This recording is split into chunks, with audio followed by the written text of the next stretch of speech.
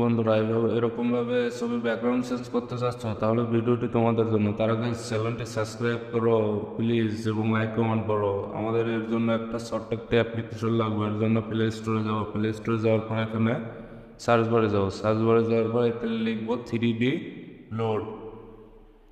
লেখার পরে সার্চ করার পরে এরকম একটা ইন্টারফেস আসবে 3D লোড মোবাইল।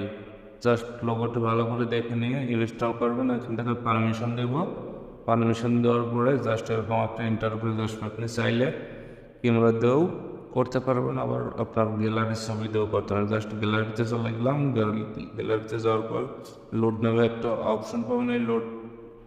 এই অপশনটিতে ক্লিক করবেন। ক্লিক করার পরে জাস্ট এরকম একটা ইন্টারফেস আসবে। আসার পরে জাস্ট এখান থেকে 25 টপ 25 এই অপশনটিতে সিলেক্ট করবেন। সিলেক্ট করার পর জাস্ট এখান থেকে ক্লিক করবেন। ক্লিক করার পরে দেখেন আমাদের পোশাক পরিবর্তন এবং ব্যাকগ্রাউন্ড পরিবর্তনে সব কিছু চলে আসে। এখন আপনি যেটার উপর ট্যাপ করবেন সেটাই পরিবর্তন হবে, যেটার উপর ট্যাপ করবেন সেটাই পরিবর্তন হবে।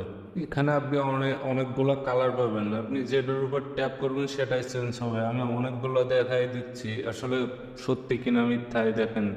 আমি যেটার উপর ট্যাপ দিচ্ছি সেটাই কিন্তু চেঞ্জ হয়ে যাচ্ছে, ব্যাকগ্রাউন্ডও চেঞ্জ হচ্ছে, পোশাকও পরিবর্তন হচ্ছে। ভালো করে একটু খেয়াল করে দেখেন, এটা সব সময় সব পরিবর্তন হবে।